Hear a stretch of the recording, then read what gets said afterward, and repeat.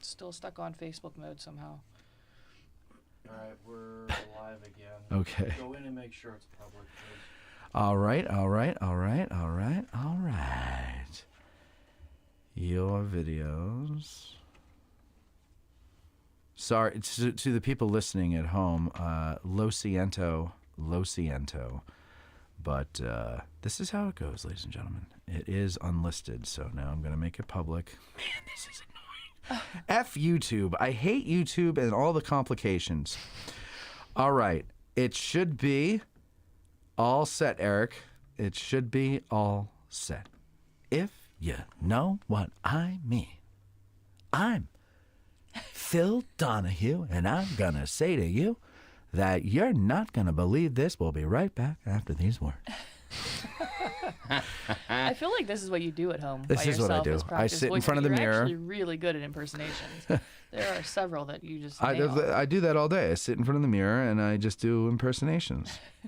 Yeah. And you know what? Who cares? I do it to mess with Taylor. I just keep doing more ridiculous and more ridiculous impersonations until she asks me to stop, and then I double down. I like that. That's my kind of style. We're going, Eric? Yeah. Okay, we're all set there. All righty. All right. So now let me just get back into where I was. Well, do you want to take the break and then? You know what? Let's do that. Let's take a break. We'll start here with a break because that's what we do.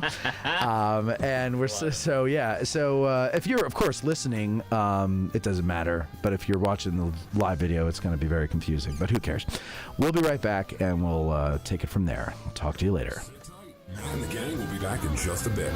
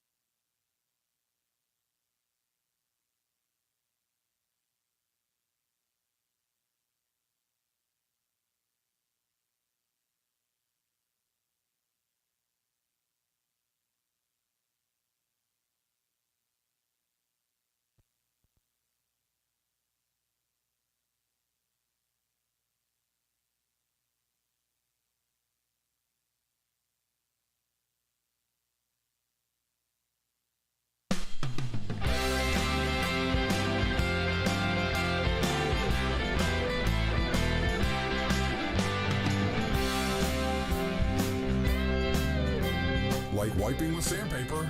Ouch! Here's Matt and the gang. That is a perfect intro for today's show. Yeah, We're struggling absolutely. a little bit, Oh my guys. God, it is like wiping with sandpaper trying to do the show. So apparently now the only people that can hear this conversation are the people who are listening on Patreon, which of course is not live. No, this is coming through. It's coming through now. So okay, so the audio for the commercials wasn't coming through, but that's so strange. I don't understand why that happened that way. Well, I don't know. It's probably just stupid setting in the computer. All right, so let's. Okay, everybody, take a deep breath. Yeah, everything's good. Okay, so we're gonna have a little bit. Should we dance again, or do we need to do that? No, I think maybe that was the. The sound is now That was the returned. jinx. Okay. I think what happened was it might have had monitor only and not monitor and output selected, and I think you need both. But regardless, let's get back into what we were talking about. So, Andrew says in his email, number one, a 2-story prison stood at the site for nearly 60 years from 1948 to 2005. The Adams County Commissioners donated land to Adams County Historical Society for the purpose of replacing the structure with a new headquarters. ACHS demolished the prison structure in 2005, but the capital campaign was delayed until 2019 for a variety of reasons, mostly dealing with our ongoing negotiations with the seminary regarding Schmucker Hall. So let me just, now I've never done anything like this. But this is essentially a nonprofit that we're doing here. I mean, there is no money to do anything with. And so so they get the property. You get a free piece of property. Anyone who's looking to get rid of property, preferably with a building, so we get rid of the building.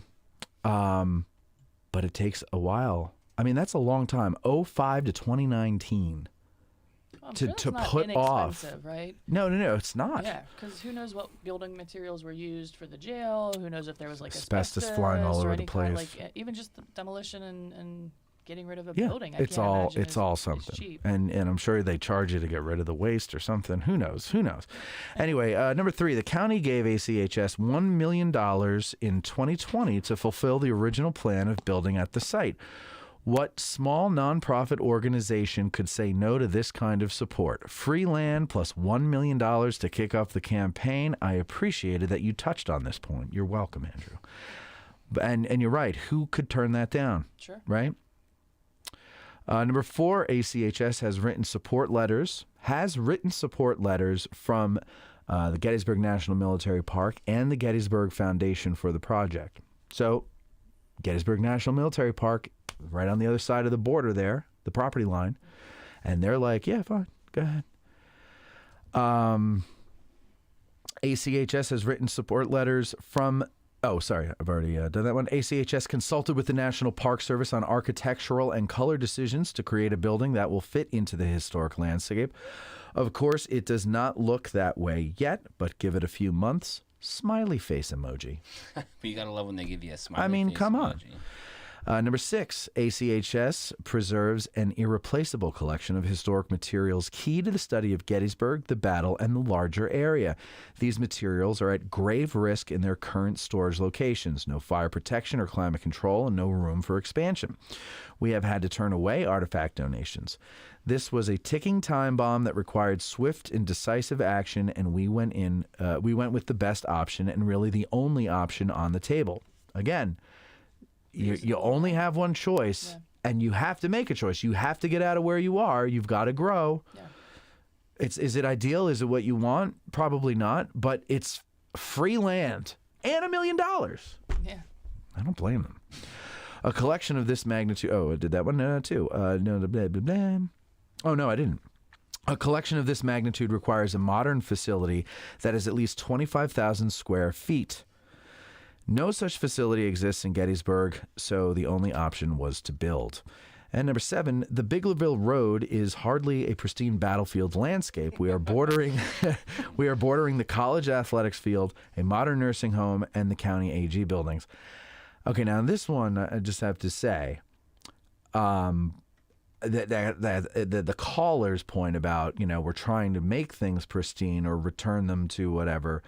Well, it's definitely not going to be now in that area now with a new structure. So devil's advocate there, but still, overall, I think the point is the whole area is ruined anyway because of those other things. Sure. I think the soccer fields, to me, are the biggest abomination of all of them. And then the college expanding as far as it did is another abomination that should have never happened. But we were not custodians of the Park Service back then when that happened. And so And candidly, there's still the interest of housing and a community being able to expand. And when the battlefield surrounds the borough proper, right? I mean, there is a weighing that has to be done, right? Sure. So, I mean, I know several months ago I did a report on the fact that the library is running a building on Baltimore Street. Mm-hmm. They're looking to expand, and they just can't do it within the confines of the borough. And I think the lesson that I think we're all slowly learning here is that we're going to have to start building on the park. I think that's it. No, I'm not saying that. I'm not saying that. But I mean, you made a good point. That is not officially park property. No. So it's it's close to the park, but it's not park property. There's a finite amount of usable land within the borough. Mm-hmm. Period. Right. End of discussion. And it's not that's not increasing. By the way, it decreases basically every year, because we're completely surrounded here by protected land, by park land. Right. Yeah, absolutely. So where do things go?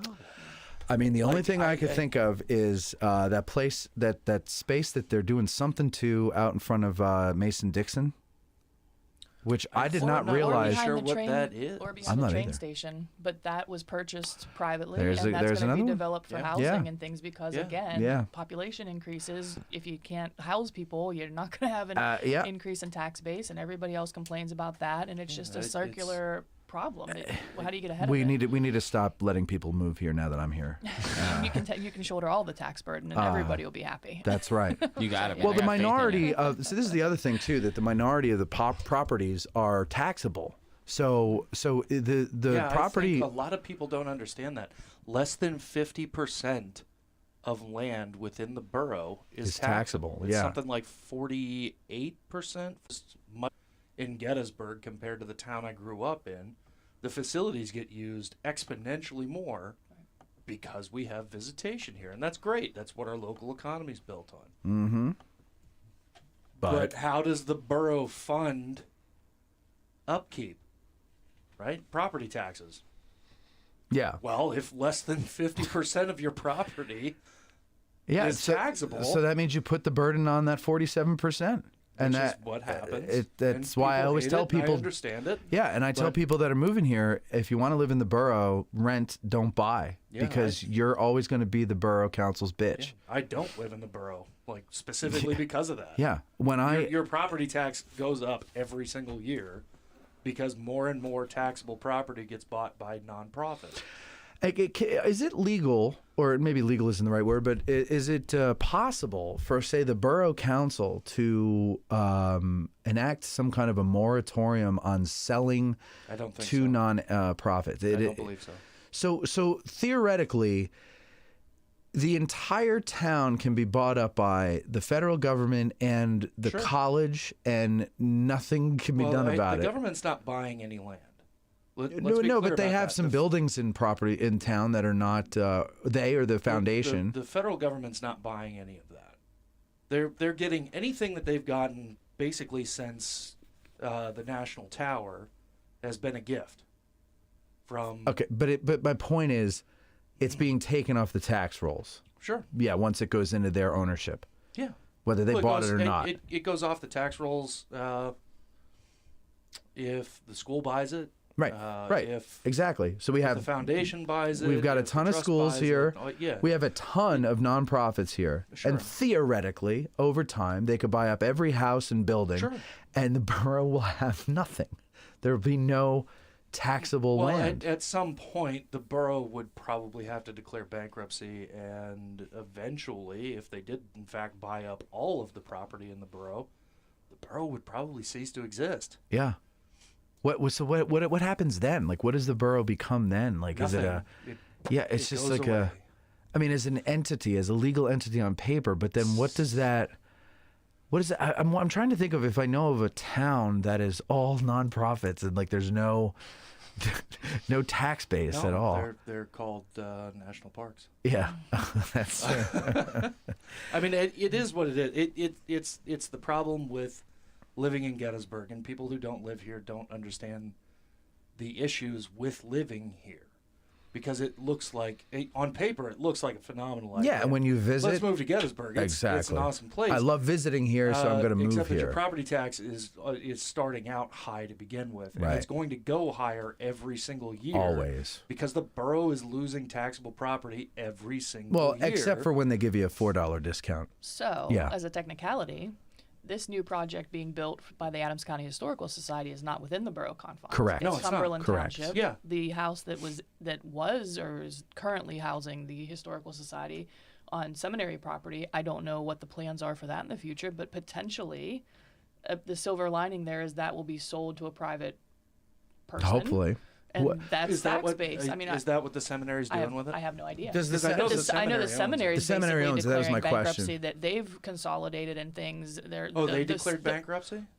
Don't quote me as saying that. Oh, fair. Wait, I'm going to write this down. Veronica Prstensky right. says. They consolidated with another Lutheran entity to try, like for the seminary itself. Now, I'm not talking about the museum, but for the seminary itself. And I know that they're trying to generate income. I think there's a proposal that they have like a Airbnb and a cafe in one of their dorm kind of rooms in the near future. They've been trying to lease out their dining facility for the better part of a year. Oh yeah.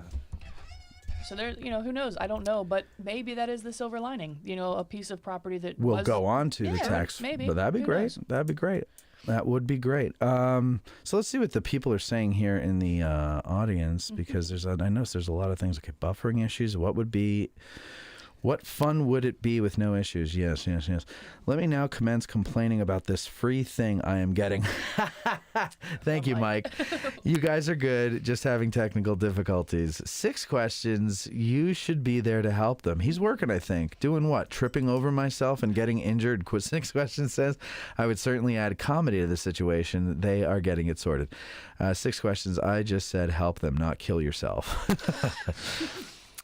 Chillin' It says, don't see them ever moving Pickett's Buffet or Mickey D's. No, those are going to be tough ones. Yeah, I mean, that whole end of town is pretty well entrenched. And then behind it you have Colt Park, the neighborhood. Yeah. It's like, anybody dreaming of seeing that all gone, just dream on. I mean, unless you're... Jesus, Elon Musk couldn't even afford that. It's a lot. Mitchell Random, the borough would be unincorporated, Cease to exist. The People's Republic of Gettysburg. Tim M says, I want to retire in Gettysburg. Is Matt going to chase me out of town? Yikes. Don't buy in the borough of Gettysburg. Yeah, no, I think he's talking about when I said, I think he's talking about when I was saying that now that I'm here, we shouldn't allow people to move here. Thanks for letting me in on the last little bit there. Well, you're all right. But the good. No, but that is the thing. I tell you, if you want, listen. I love Gettysburg. I love living in the town. If I don't know who owns it, but I wonder if whoever owns it thinks that hey, you're gonna get a bunch of college kids. Mommy and Daddy are gonna be paying their rent. You don't got to worry about nobody not having their rent and everything like that. And that's why I'm asking $650,000. You can easily make that back in about 25 to 30 years.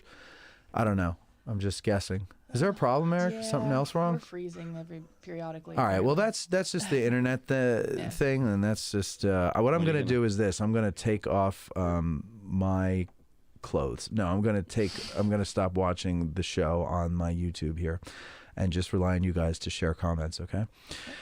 All right. So anyway, that's that. I hope everybody understands what the Adams County Historical Society was thinking when they did that. And again, like with a lot of things where we hear people bitching and moaning, it's always long after the plans are all set and everything's in motion, once they actually see it with their own eyes.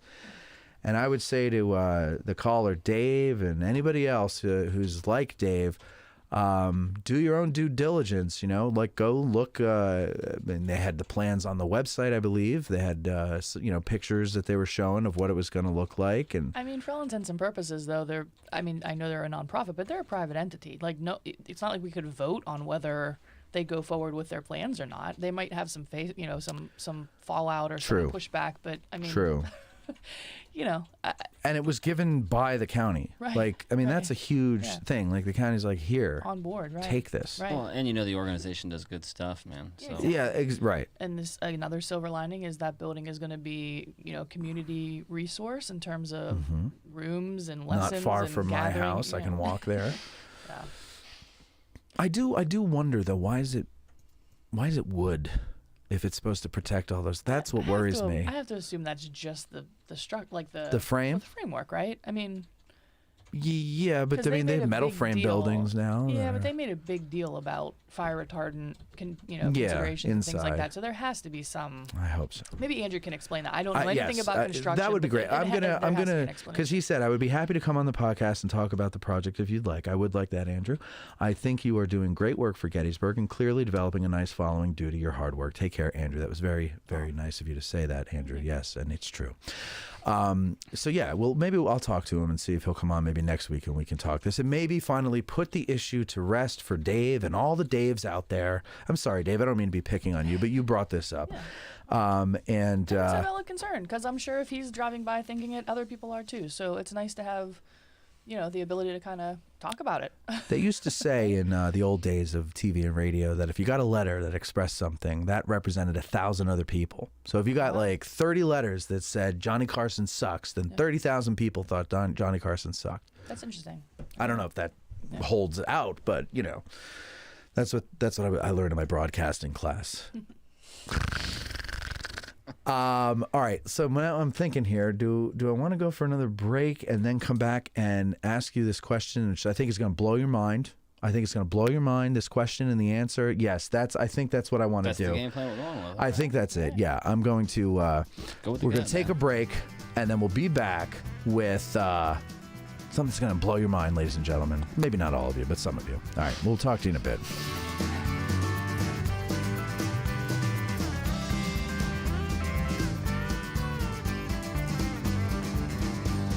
Matt and the gang will be back after these words, but don't fret. Our commercial breaks are designed to help you plan your next trip. Stick around.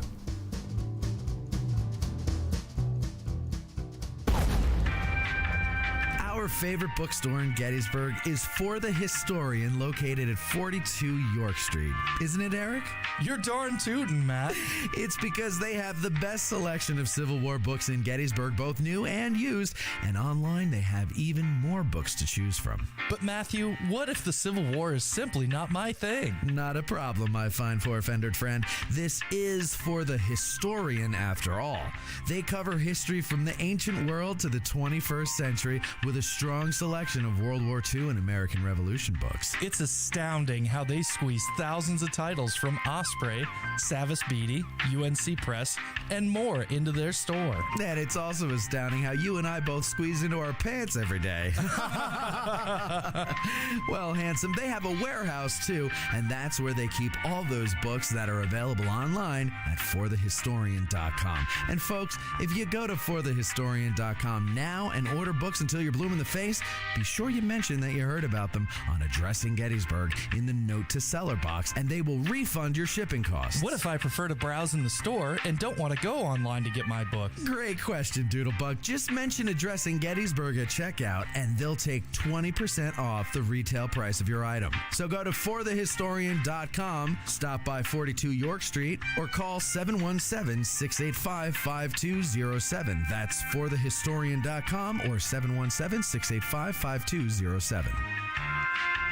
Well, the 2021 season is over, but that doesn't mean you can't get a jump on next season. In fact, Getty's Bike Tours will reward those who do so with a 15% discount.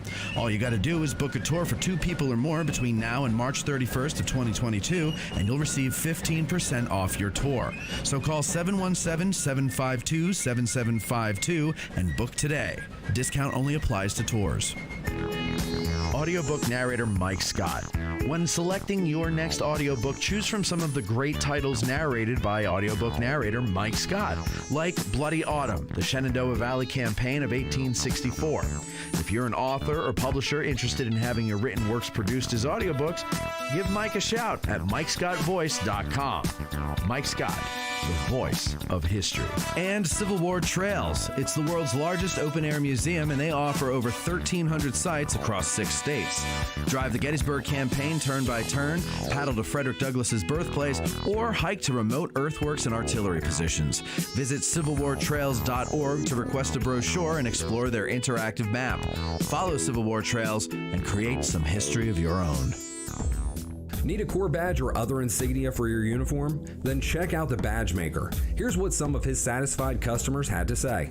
Miranda said, "I ordered an identification disc from Joe and it's fantastic. He hand stamped it exactly as I wanted. It has a great rough on-campaign feel to it and was reasonably priced to boot." Greg said, "My unit has purchased from him in the past. Quality badges and good service." And Jerry S. says, "The Badge Maker is the go-to place for accurate replica Civil War badges. Visit CivilWarCorpsBadges.com and attach a message with your order saying you heard about him on Addressing Gettysburg." Gettysburg, a Nation Divided mobile app, is relaunching this summer. Gettysburg, a Nation Divided is an award-winning mixed reality mobile application using augmented reality technology. It transports users into the most crucial moments in the Battle of Gettysburg, the turning point of the Civil War. Users can listen and watch historic figures share their stories as lifelike animated avatars, traverse 360-degree image sequences of the battlefield. Its cinematic battle sequences are narrated by actor Scott Eastwood. The mobile app is available for free on iOS and Android. It's designed to be used anywhere, at home, at school, at the park, or at Gettysburg National Military Park. It uses GPS to help guide you through your journey to see the stories and events unfold at the exact location where they occurred. So go into your phone's app store and get it now for free. That's Gettysburg, a Nation Divided. What's up, everybody? It's Pat McGuire, co-host of the History Things podcast. Co-host Matt Borders and I offer a fresh new podcast taking on some of the most famous as well as some of the most unheard of stories from U.S. and world history.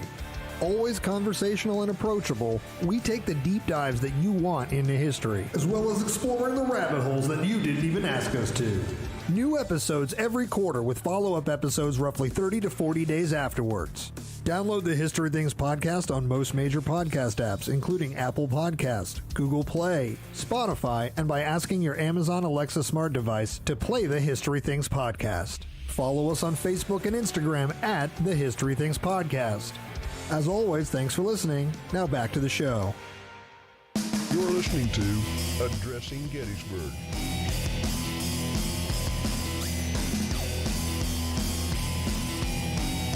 Was that a ghost? Nah, ghosts aren't real. You're back with Addressing Gettysburg today. Here's Matt. All right.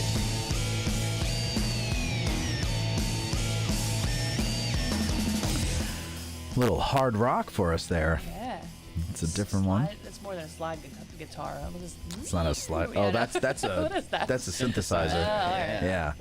Very 80s of you, Matt. Thank you. So I want to show you all something. I know I've shown you before, and I've been asking Eric to write copy for me to read and make a commercial, but he has yet to do it. I think he's. What are you not sure what you want to say yet, Eric? Or more or less. More or less. Okay. In the meantime, that doesn't mean that you should not get your hands on one of these fine quality products here, designed to carry the Lano book, among others, on the battlefield. When you go exploring the battlefield, it's got this wonderful strap here that goes over your shoulder like a continental soldier. Do your boys hang low? And I mean, honestly, the leather work is wonderful. And the smell, you know that everybody loves that leather and cod liver oil smell? I can really smell the cod. That is fishy. Would you like to smell it? No. It's been freshly oiled. It's been freshly oiled. Now, this is a tanner one, right? This is a little tanner than the one that I have, and I'll show you. Yeah, it's a different hide. This one here, this is the one I've got. And look at that. He put a second Corps badge on it. I like yours, but that wouldn't survive a day without me getting it filthy. Well, that's the idea. That's my concern. I'd be like, want oh it to be beat up a little bit. Yeah. I want it to get filthy. Why is there that crackling? Every time you move it, like when you got up to dance, it was doing that crackling, and now when you leaned really far forward, it did that crackling. I wonder if it's your. Well, that doesn't make any sense because that was your headphone. No, that doesn't wire. make sense. Yeah, I don't know. It's weird. I don't know. When you talk real. Say something. Hey, hello. No, say something a little louder. Hey, Yeah. Matt. No, Talking loud for you, buddy. I don't know. This is why I want to quit. All right. So anyway, Von Dettem & Co. You can find them on Instagram. And can they contact you through there? Is that the best way to do it, Eric? Or Eric at addressinggettysburg.com? Actually, Von Dettem & Co. at gmail.com. VONDETTUM and CO at gmail.com. Okay, so that's it. Von Dettem & Co. at gmail.com. Please allow 6 to 8 months, right, Eric, so that you can know? Okay. Well, I mean, these are hand-stitched. It's about 3 weeks right now. These are, you do this with your hands, Eric. Yeah, all of it. Yeah. That's really cool. And I mean, the That is really stitching, neat. I don't know if you can really see it on the camera here, but the stitching is very tight. I could not have the patience to do this without a sewing machine of some sort. And so, Eric, I mean, once again, we take our hat off to you. Yep. So that's it. I have my order in officially. So I'm very Von excited Dettem about & Co. it. He also makes, let me see your notebook, Eric. It's, oh, no, I have it Is here. it in here? Yeah, let me see it. Alrighty. All right. And look at this. You got a diary or you like to take notes. You got a little day planner or something. Look at that. Look. Von Dettem & Co. Well, there you go. It's got a stamp, guys. A stamp. You open it up, and look, you could put a notebook in there where you would write notes and things like that. Let's see what Eric's been thinking of. I wonder what it's like to kiss Matt on the lips. Oh, my God. What are you, Anne Frank? That's something. That's something. Remember that in the book when she was thinking about touching another woman's bosom? No. Do you remember that? No. Yeah, you do. Nope. How could you not remember that? I don't recall that. You know, it's been a That was the minute one since thing I've- we couldn't get over in high I school. think, yeah, too soon. I don't. I don't think that's okay. I'm not making a joke. See, now wait. It's been too long It's for doing me. it. It's doing it when we all talk. The crackling. Okay, now go ahead. Talk all of us at the same time. Ready? 1, 2, 3. Just say anything. Go. Say Go. it. Say I didn't say it. Nope. No crackles. No, it didn't do it. No, that's Okay. what I'm saying. Are you getting ready to do another crackle test? I know. No crackles, just cackles. Anyway, that's it. Von Dettem & Co. All right, so here's what's going to blow your mind. Have you ever... Uh-oh, he's busting out the glasses. Yeah. Now you know he's serious. Well, these are just those Again. blue blocker glasses so that Love those because my things. eyes get tired all day. Have you ever heard the song, first of all, by Kenny Rogers, The Coward of the County? I don't know. No. I don't I'm know gonna go Kenny with Rogers' no. titles though. I know Kenny Rogers. I only Have you know ever heard the Gambler. title? I don't know. I might have heard the song. I've never heard the title. That it stands out in my Okay. head. The Gambler, of course, that's the one that I Oh, and always... Islands in the Stream with Dolly Parton. Well, of course. Who doesn't know that one? That's That is- fantastic And that's song. it. It is one of my guilty pleasure songs. I don't know it. You don't know Islands in the Stream? Oh, I bet you. That is what we are. No one in between. How can we go wrong? I don't know. Come that. with me to another world, and we relied on each other. I mean, the two of you guys should Somebody go. else. You should. Somebody else did that, and that's the one that I know. I don't know that. Well, that was written by Barry Gibb from the That Bee was fun. Gees. Thank you. You're welcome. Thank you. Thank Which you. one of the Bee Gees is he? Barry is the one that's still alive. Is he like the main one? He's the main one. Yeah. Okay. All right. The falsetto one. Yeah. Yeah. Exactly. He's the primary BG. He is. He's the only G. He's the only one left. Oh, poor Barry Gibb. Anyway, Kenny Rogers, Coward of the County. I'm not a country music fan per se. Kenny Rogers, I grew up. Kenny Rogers was very popular, 70s and 80s. Yeah. Islands in the Stream, big hit.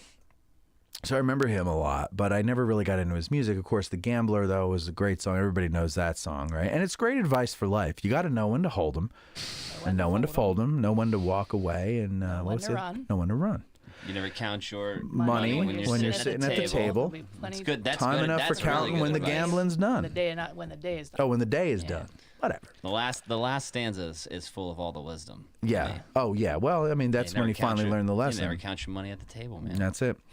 So, okay, Coward of the County. Now, here's how I discovered this. There's this trend on YouTube where black people listen to white music and react, okay? And I love it. Have you seen these? I have seen some of these. I love watching these because I love to see the surprise and the joy on their faces when they realize it's not shitty music. And they're like, and I sit there literally with a smile plastered on my face watching everybody do this. And so there was this one, it's a couple. I don't know if they're married or just boyfriend and girlfriend or whatever, but they're pretty, I forget their name, but they're pretty entertaining. And so I'm watching them listening to all these songs. And the next one in the line was Coward of the County. I'm like, well, I don't know this song, but I'll listen to it anyway and see what they think. And then about like halfway through the song, they both go, whoa. And then the girl stops it. She's like, see, this is our second Kenny Rogers song. And she's like, you got to listen to Kenny.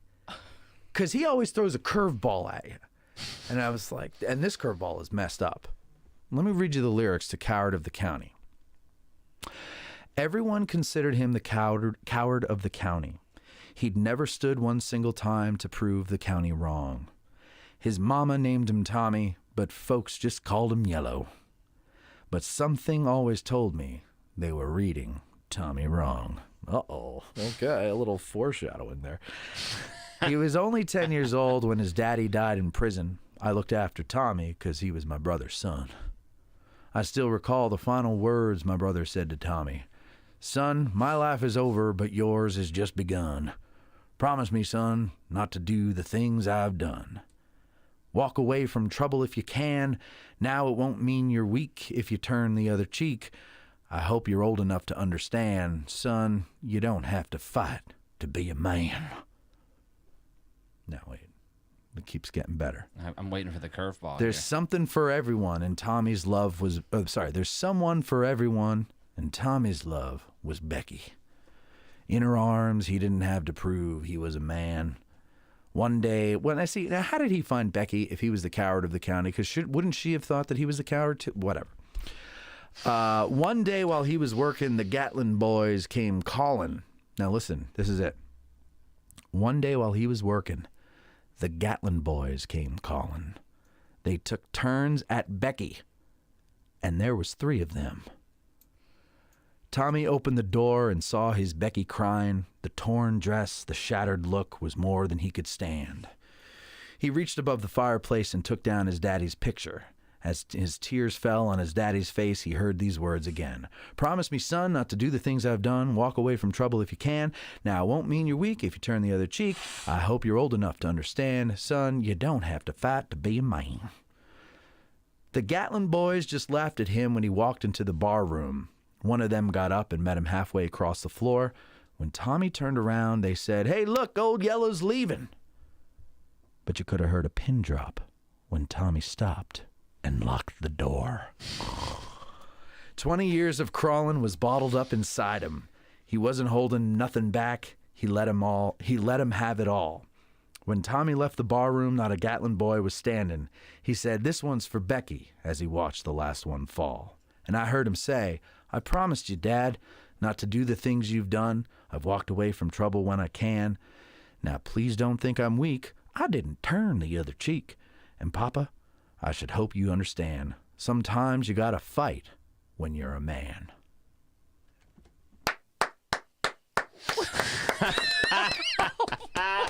Dude, I can so picture you watching this,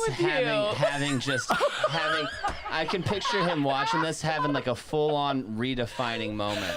It blew my mind. Just a full-on self-redefining moment. Kenny Rogers. Talking about fighting? Talking about a woman getting gang raped, and then the guy turns around and he stands up for her. That's the final straw. I love this song now. This is my favorite song. And if you listen to this song, it's very like, promise me, son. Like it's just like Kenny Rogers, and then it's like, oh, well, this is a horrible story. Deep lesson in the silly song. Yeah. And I think the other song that surprised them and me was Lucille. You picked a fine time to leave me, Lucille. And basically, I think that song is about he's at a bar and he observes a guy like crying over this Lucille that left him or whatever.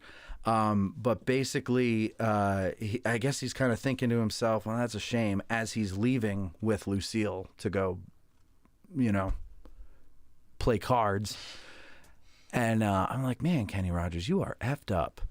A lot of effed up stuff coming out of Kenny Rogers, the late great Kenny Rogers. So I don't know. I just thought that I would share my mind blowedness with you on that one. I appreciate a good mind blowingness, I guess, or blowedness, or however you phrase that. I don't know. I don't know how you would phrase that, but that's what it is. Kenny. It's also funnier coming from Kenny Rogers because it's Kenny Rogers, right?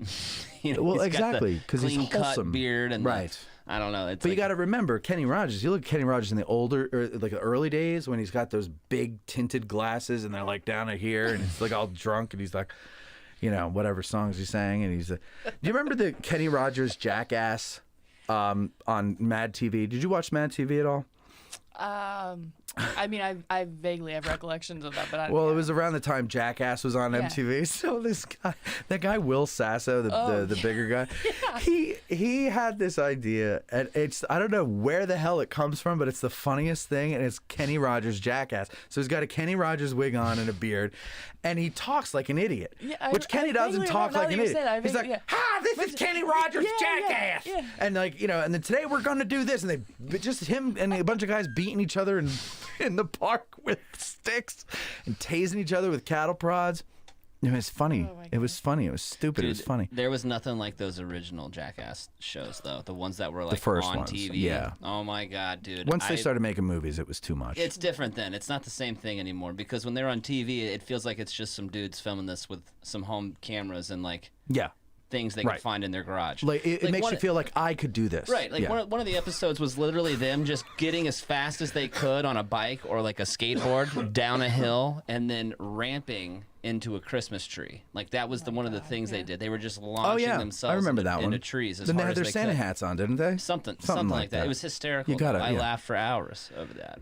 But so they moved to the movie. It's not the same thing. Now you got a whole big production going. It doesn't feel the same. Although there was some crazy things in the movie. Yeah, but it's not. It's do too the big. disclaimer, like please do not send us your own videos. Yeah, like, I think they had a big problem with that at first. I think there was a lot of people trying to send them that's stuff. funny. Watch me set myself on fire. That'll be great. Like no, please don't. Like don't send any We don't crazy, need more people. Yeah.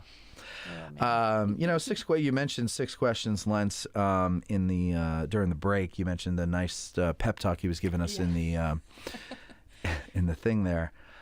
And I told you he sent me a nice text message saying that he had listened to the State of the Show, and he's like, hey, if you ever need to just get out, or I forgot exactly how he worded it, but I can't because my phone's on the phone thing now, but. But yeah, I just want to thank Mike for that, and a lot of other people too responded to that with kind sentiments and words and things like that. And if there's anything I could do to help, let me know or whatever.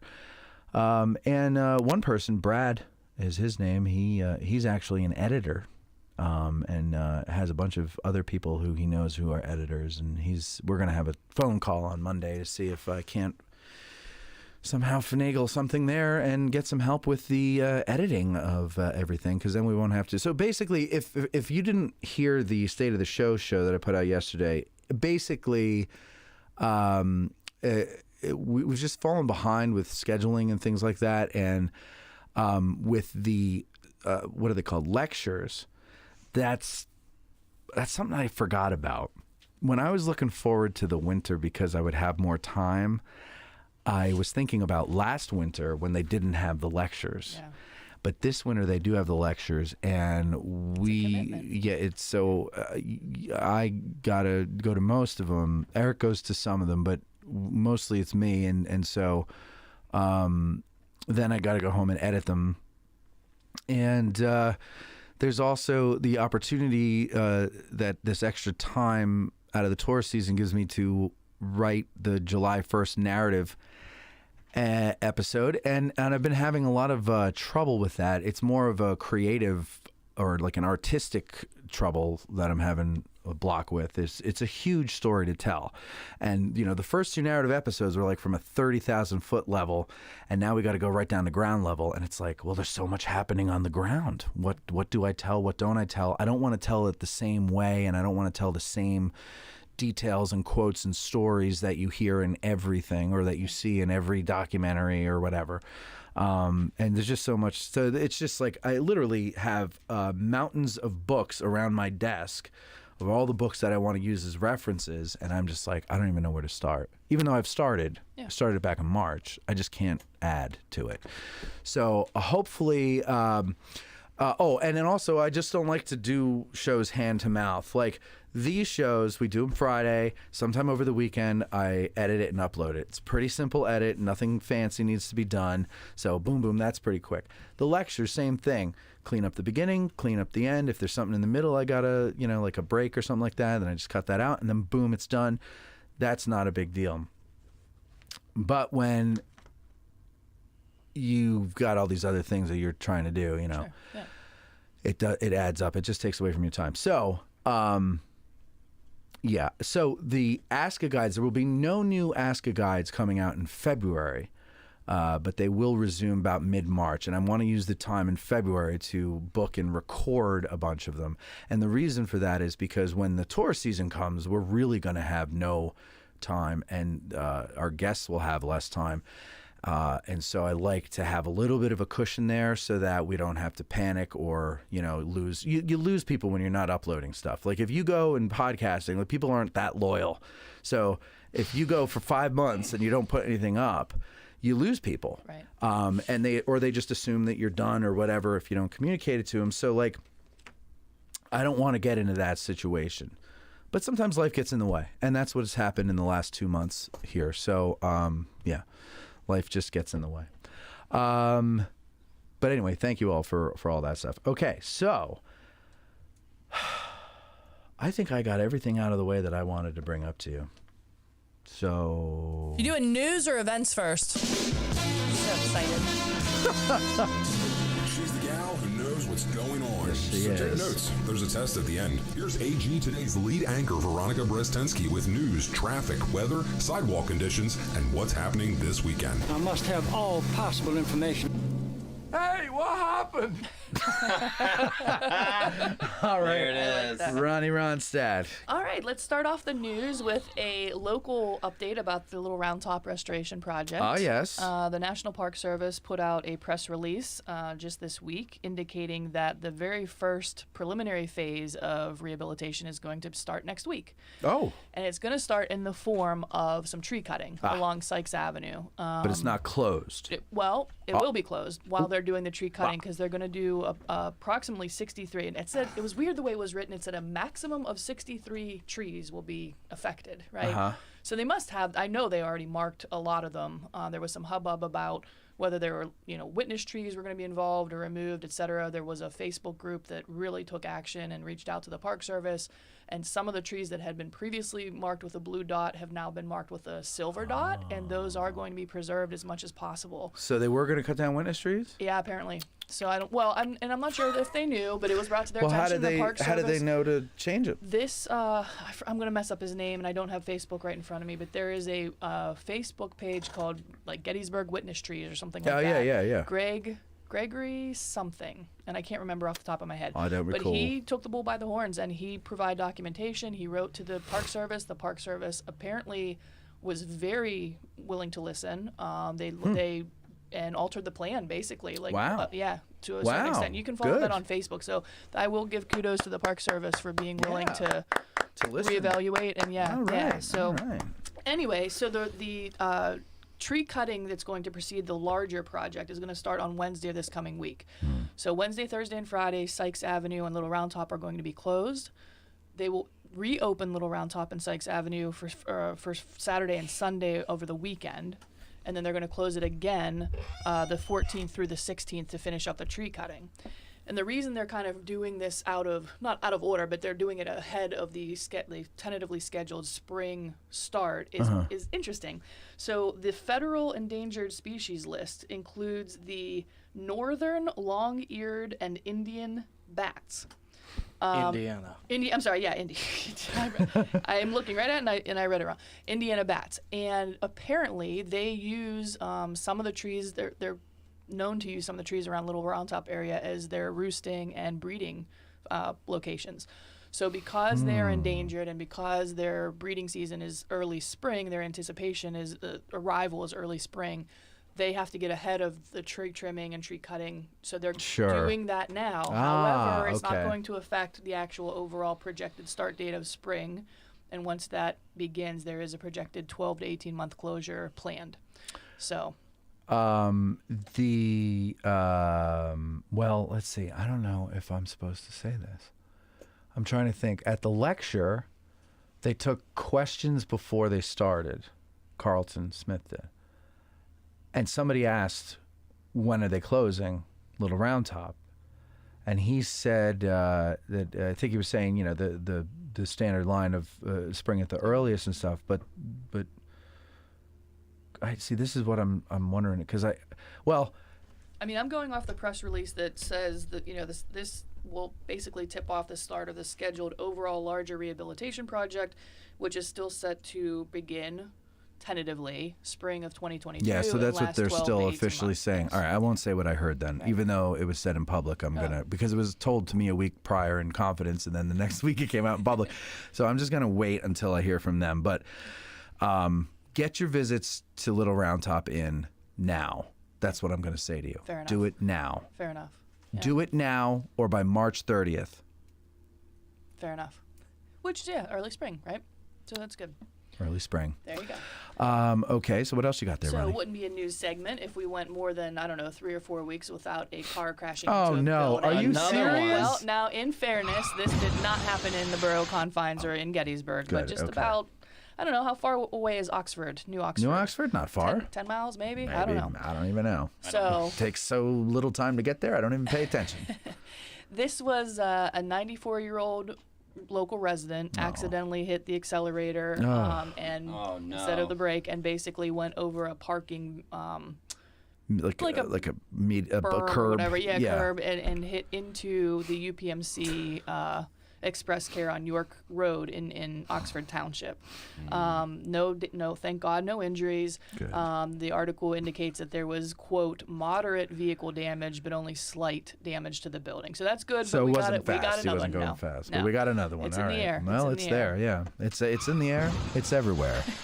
Now wait a second. So New Oxford and Which way is have that? you ever had? Which way is New Oxford out of here? It's west or east. Excuse me. Yeah. Have you ever had? We'll start with Eric. Eric, have you ever had your accelerator stick or accidentally hit the accelerator instead of the brake? No. It's like when you started driving, never. Right. Okay. Not yet. Colby? No, I've never done that. I have seen someone do it, and almost they saved themselves, but they almost ran right into the back of a car of a friend. Me. That happened with that bus. That's what happened. His accelerator got stuck, and I was in front of him, and I got out of the way. Yeah. Goodness gracious. It was that too. yeah. Yeah, that's right. It was a small bus, Not still would have killed me, but And how about you, Ronnie? Did you ever? Yeah. You have. I have. So actually, with this new vehicle that See, I have, this is it's my all theory. buttons. Mm-hmm. Right? Like it's not like a shifter anymore at all. Yeah, I don't like that. And I swear I pushed, like, for example, reverse or put it in drive. Oh. Like, you just lurch a little bit until you realize, okay, Yeah. it really didn't click into the other, and then you have to push the button a little bit harder. But not like, that's not really, I wasn't hitting the accelerator thinking I'm going to hit the brake. I was hitting you a meant direction. to go forward and, and you went backwards or something like that. Yeah. Yeah, when you're backing out and it doesn't engage to go forward again, so you back out just a little bit more, and then you realize, okay, it still hasn't, like, got to push the darn thing. How do you like that with the buttons? I don't like that idea. Yeah, I'm a little still torn. I actually, my last couple vehicles, there was a gear shift on, like, the armrest, so I just naturally found my hand resting there, and now you really can't, like, it's all right, just because you'll flat, press the so I kind of, like, drive weird. Yeah, right. No, I know. Yeah, it's weird. But, I mean, I'm longing for the day when I can afford a payment on a Jeep again, a Wrangler, so that I could get a manual transmission. Because as far as I know, they're like the last car that you can get with a manual transmission, I miss manual transmission. I love manual transmission. I feel like I'm actually taking part in the driving. Yeah, I learned, my first vehicle was a manual, and I learned on manual. I enjoyed knowing it, and I enjoyed doing it. But also, too, if you have to drive in traffic, especially up a hill, it sucks. Oh, yeah. There's nothing fun about it. Mm-hmm.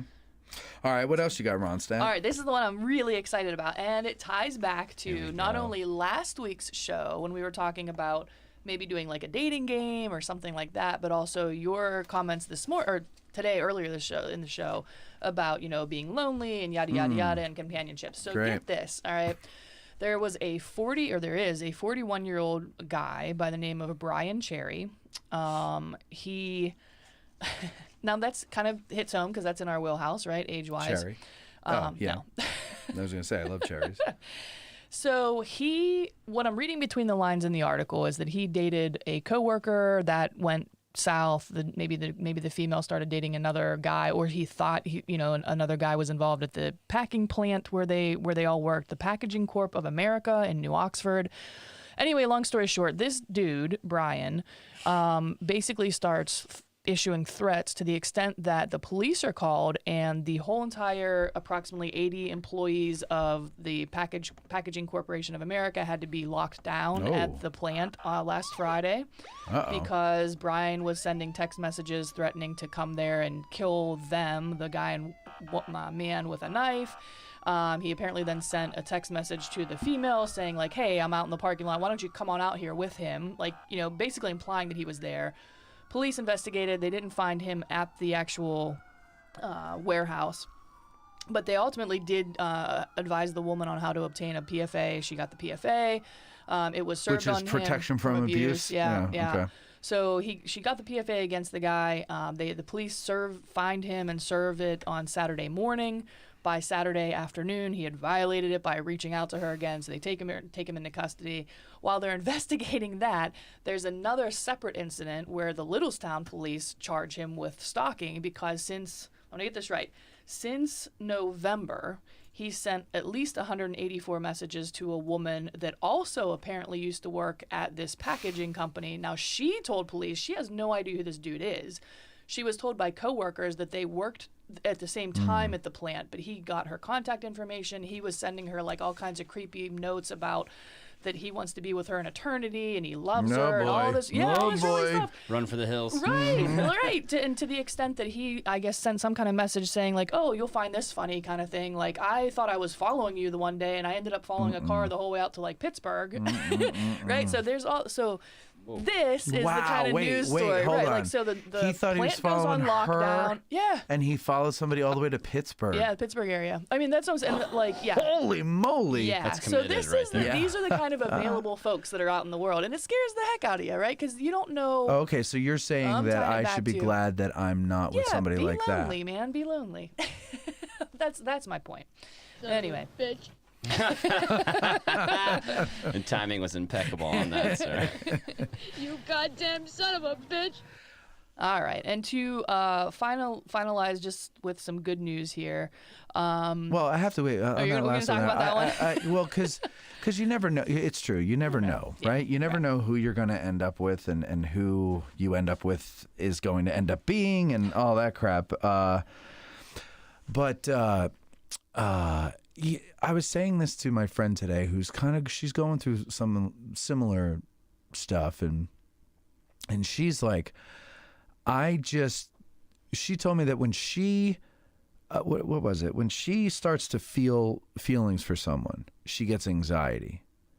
And so eventually she just sabotages the relationship or leaves or just ghosts or whatever. And I go, well, why do you do that? And she's like, well, because it hurts. It hurts because like eventually that person's going to hurt me. And I go, okay, that's the way it used to be because you didn't know how to choose people. But that taught you how to choose people. Now you know how to choose people.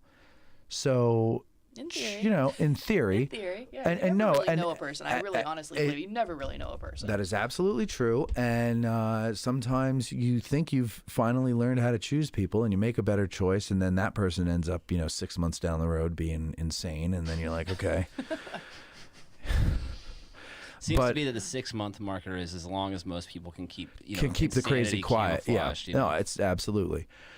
And but I said to her, I go, life is not life if you don't have good and bad. If you don't have dark and light, or happy and sad, or angry and not whatever the opposite of that is. Yeah. What is the opposite of angry? It's the Jimmy Page philosophy. Happy, man. joyous, whatever. Yeah. Loving, content. Anyway, it all, and love and hate, and then you have pleasure and pain. You have to have them both.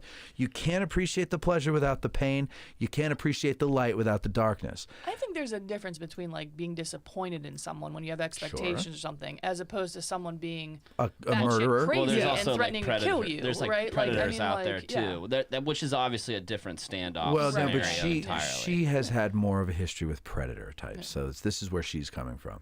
Yeah. But I'm saying to her, I'm like, look, let's say you fall in love with somebody and you have 10 good years, and then they leave you or they die or whatever, right? Yeah.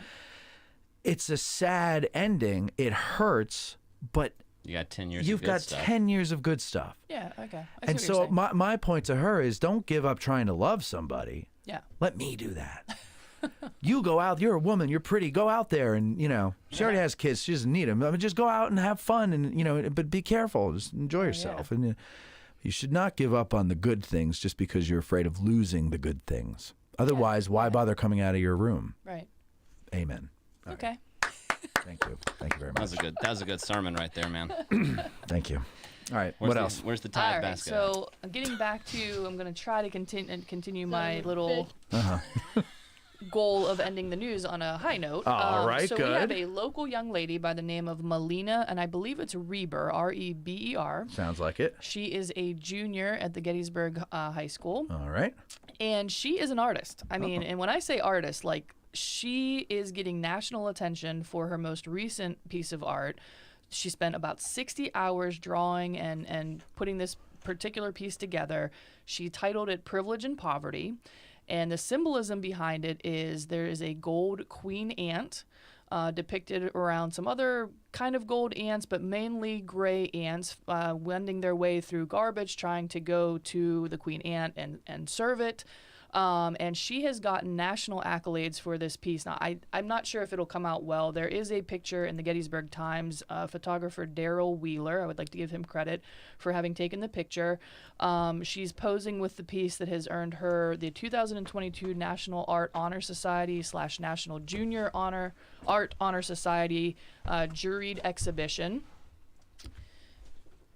She also came in with an honorable mention at Wilson College's recent art exhibit for 2022 Scholastic Art and Writing Competition. She's received other awards for her art and her writing, her art. And her teacher basically is just ecstatic, saying that this most recent prize of the 2022 National Art Honor Society, apparently 1,700 pieces were submitted across the country. Of those pieces, only 200 were chosen for inclusion in the exhibition, and she won a juried award for her particular piece of art. So pretty cool. Yeah, and congratulations, Melina. I think everybody's excited to continue seeing, what you can produce out there. Sure. For a young lady, a junior, she goes on in the article to talk about what she believes the symbolism is, and basically it's, a cognizance of kind of having to take care of other people in the world. Right. So I think that's a pretty telling reflection of this young lady and her understanding of the world and obligations that we have for people that are a little bit maybe less off or less privileged than we are. Queen-like. Right. So, well, the opposite, right? So no, less queen-like is what I mean. Yeah. Hey, Eric, did you ever see those videos, or any of you, where they pour molten metal into an ant mound or an ant hill? And then they preserve the metal. And then they dig it out, and after the metal cools, and you can see all the crazy. I love that. Also, that is the big ones blow my mind. When they do the really big ones. Yeah. It's crazy to me. It's amazing. It's like a whole ant country in that little mound. Dude, it is nuts. It is nuts to see. Isn't there some in Africa or something that are tremendous, just insanely huge. I don't want to misquote and tell the wrong size, but no, I think I've seen the same thing. They're tremendously large and in charge. Starring Rutger Hauer. Okay, what else? I don't know that. No, that's the news. How do you not know Rutger Hauer? I don't know what that is. That's the news? I don't know who that is. I don't know what that is. Well, Gee, I'm kind of thinking of maybe getting out and doing something this weekend. Is there something I can do? This weekend, where the action is. What's there to do and see when you're in town this weekend? Here's Valerie and Veronica to fill you in. It's all covered. I got a real red wagon. All right, well, bring that real red wagon down here, and Veronica's going to tell you what you can do with it. Yeah, right. So, ongoing. You can stick it where the sun don't shine. I was waiting for that. They had to follow Come on it up. down to Gettysburg. We are welcoming folk. Yes. Come on down. Yes. So, keeping in line with the National Park Service, you mentioned that you have been recording the lectures, and they are continuing again this weekend. On Saturday at 1:30, author and veteran Ty Sigel is going to be speaking on his book, Robert E. Lee and Me, A Southerner's Reckoning with the Myth of the Lost Cause. I'm very interested in this one. I want to get him on the show to talk about this. That'd be pretty cool. I mean, the book has received awards. It had, great ratings on Goodreads and Amazon, et cetera, et cetera. So I'm excited about it. I'm hoping to catch it tomorrow as well. And I'm not suggesting this is... I'm not suggesting people should do this because I'm not sure if this is going to be frowned upon or not. If this has anything to do with arson or knives or guns, please just leave this. No, it's not that. I was planning on bringing my copy of my book because I was going to ask him to autograph it. If that's cool, I'm not saying that the Park Service is okay with that or anything, so don't hold me to it. But if you're coming to the lecture and you want a copy of the book, I know for a fact For the Historian at 42 York Street, a sponsor of the show, that's right, does have some copies in stock. And if you mention address in Gettysburg, you will get 20% off that retail price. So pick up a copy of the book, go see the author and his presentation, and maybe try to sneak in an autograph. That's right. That's my plan. Yeah, there you go. Sounds like good times in Gettysburg. Dollar bills, y'all. So that's at 1:30 tomorrow. And then Sunday, the 1:30 presentation is by Ranger Barb Sanders. She's going to be love talking. Barb. Yeah, she's pretty cool, right? Oh my God, no, she's more than pretty cool. She's the best. Her office used to be down here, and they moved her, and it's very lonely down here without her and John Hoptack. But they used to have their office over there, and once in a while we'd bump into each other and just talk, or I'd go over there and just shoot the shit or whatever. And they're both of them. I really enjoyed talking with both of them, and I miss them both now. Yeah. It's like they're not. It's like it's just me now. Who's over there? Nobody. Just well, you know what? They made a little video studio in there. Bathroom. Well, there's a bathroom there too, which I need to use. I forgot to pee during the break. Right. Two more announcements real quick. So anyway, Barb is Sunday at 1:30. She's going to be talking. Her presentation is called From Chaos to Solemnity, Emerging Myths and Misconceptions from the Aftermath of the Battle. So that's at 1:30 on Sunday. It also sounds like a good one. And in the morning tomorrow, if you have children, the winter reading adventures are still ongoing at 11 o'clock on the Facebook National Park Service educational site. They're going to be reading I Am Lucille Ball by Brad Metzler. So Brad Metzler? Yeah. Meltzer. Brad Meltzer. Yeah, there we go. From who had that show? Who had the TV show on the History Channel? I don't know. He's an author. I know he writes like Brad Meltzer. Yeah, like conspiracy and stuff. Yeah. Is it Meltzer? Right. Okay. Yeah, it's Brad. Wrong. Yeah, no, he's good. He's good. For some reason, I thought it was Metzler. Anyway. This is why I love Barb. I was skimming around YouTube, and a video suggestion came up, and it was for kids. Yeah. Done a couple years ago, out on the battlefield. What a soldier carried and all that stuff, right? I just watched it because I was like, I watched one that she did very with the kids at the train station about Lincoln, and it was great. really cool. You don't have to be a kid to watch Barb Sanders. Right. She's wonderful. And I'm not, just for the record, I'm not saying she's doing the children's one this week. No, I know. But okay. All right. No. But we were talking about her because she has the lecture. Okay. I'm very excited for the Barb lecture because I don't know if I've seen her do a lecture before. I don't know if she did one 2 years ago when I recorded them, and I didn't go the year before, so I don't recall. I don't know either, ladies and gentlemen. But okay, what else? All right, Sunday evening again. Tim Smith is continuing on with his winter lecture series. This week is going to be Big Round Top. 6:30 to 8 p.m. at the Farnsworth House. So get there early, grab a seat, grab food. If you order your ticket online, you will get a 15% off discount from your food and beverage bill. So go head over to Facebook. No, that's true. That's true, Tim. Go head on over to Facebook and find either Tim or the Farnsworth House and buy your tickets. And we'll see you on Sunday evening. And then the final thing this weekend is kind of bullshit. Stop, Tim. Non-history related thing to do if you're looking for something to do. The 6th annual Carlisle Ice Festival right up the road is happening this weekend. There are going to be over 90 ice sculptures that will dot the historic downtown Carlisle area. And participating local merchants are going to have different specials. When is this? It's this weekend. So today, tomorrow, and Sunday. Oh, all weekend. Yep. They're going to, well, the ice sculptures presumably won't melt that quickly. So they're starting today, and they will be there for display. And then there's an ice bar, and some of the restaurants are having, food and beverage specials. Ice bar, yeah. It's kind of cool. Huh.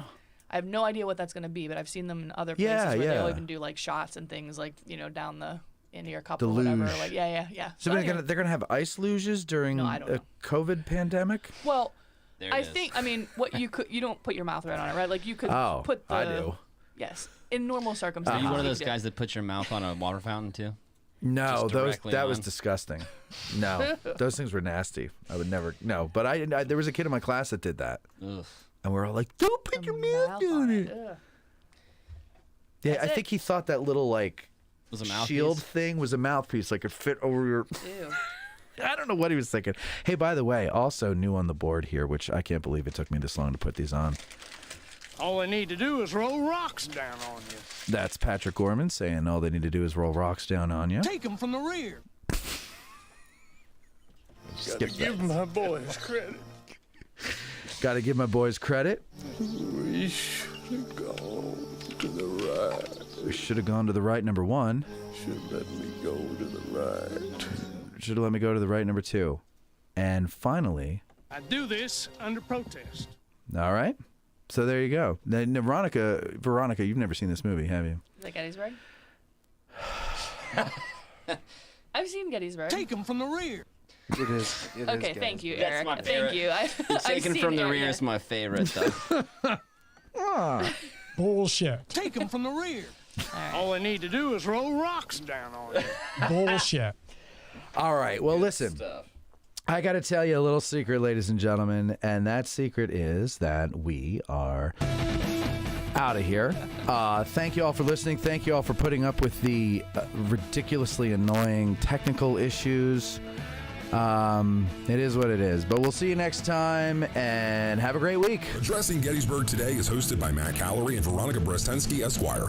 Produced by Eric, the producer, Moni. Applause led by Owen the Clabber. Guests of Addressing Gettysburg Today stay wherever they want. That's not our concern. To be a guest on the show, send an email to eric@addressinggettysburg.com. Addressing Gettysburg broadcasts from the Getty's Bike Tour Studios. Get a 15% discount on your next tour with Getty's Bike. I'm Huevos Grande, the voice of Addressing Gettysburg Today. Thanks for listening. Georgia. Do this under protest. All I need to do is roll rocks down. Take them from the rear. Take them from the rear. Union men who wept with joyful tears. Bullshit. When they saw the honored flag they had not seen for years. Hardly could they be restrained from breaking forth in cheers. While we were marching through Georgia.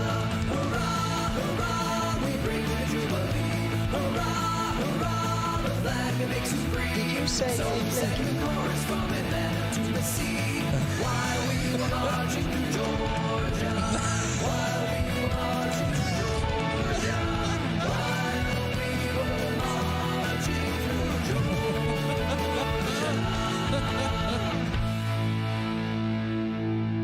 If it looks like a duck, walks like a duck, quacks like a duck,